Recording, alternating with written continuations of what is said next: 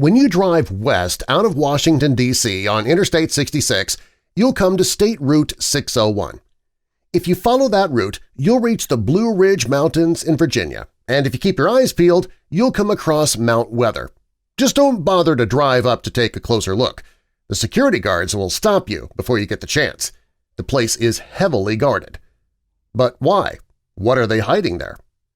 Facts Verse presents The Virgin Mountains are home to a secret lair, and its purpose is terrifying.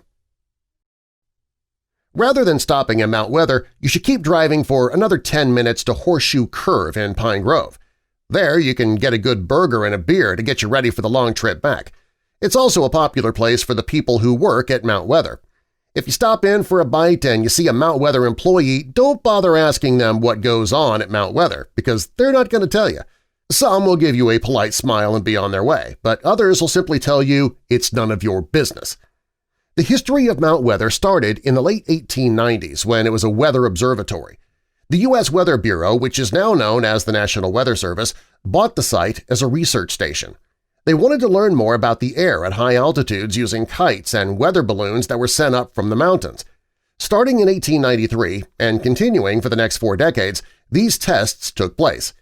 It also is the location of the highest kite flight in history. It took place in 1910, and the kite reached 23,800 feet from the mountain. During World War I, the weather station wasn't the only thing happening on the mountain.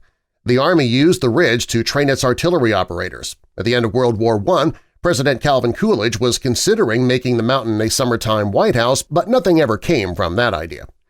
During the 30s, Mount Weather was used during the Great Depression as a labor camp. In 1936, the Bureau of Mines took control of the site. They took over 434 acres of land that bordered Virginia's Clark and Loudoun counties. It was used as an experimental tunneling facility. The first tunnel was 300 feet under the ground. It stretched for about a quarter mile into the mountain, and it was 7 feet wide and 6.5 feet high.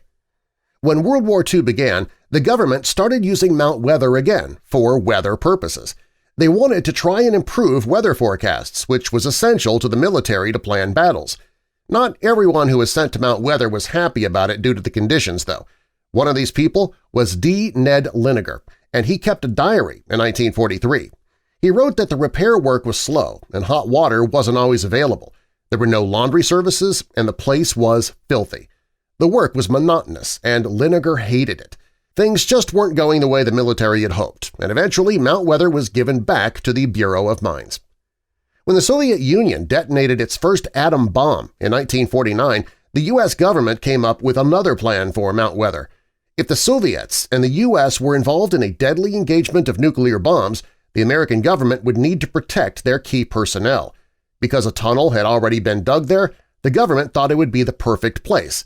They believed that a bunker under the mountain would be very secure, and it was 48 miles from Washington, D.C. If Mount Weather was going to act as a bunker for disasters, they were going to need to make many more tunnels, though. To dig those tunnels, the government had to use 34 tons of dynamite. It was called Operation High Point.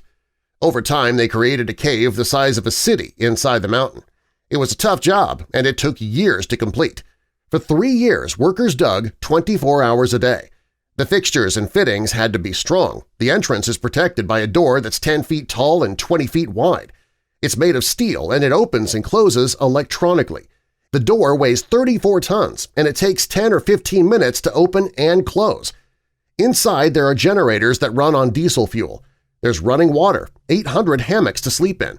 The cafeteria can accommodate up to 280 people at a time. To brighten the place up a bit, there are plastic plants and flowers placed throughout. If something were to happen, the bunker is strong enough to hold. There are people who work there even today, 24 hours a day. They keep guard, and there are plenty of people on the staff to make sure that everything continues functioning correctly. If that bunker is ever needed, they make sure that there'll be no glitches or issues. It was a long, expensive process, and probably worth it. And let's just hope we never have to find out. Subscribe for more.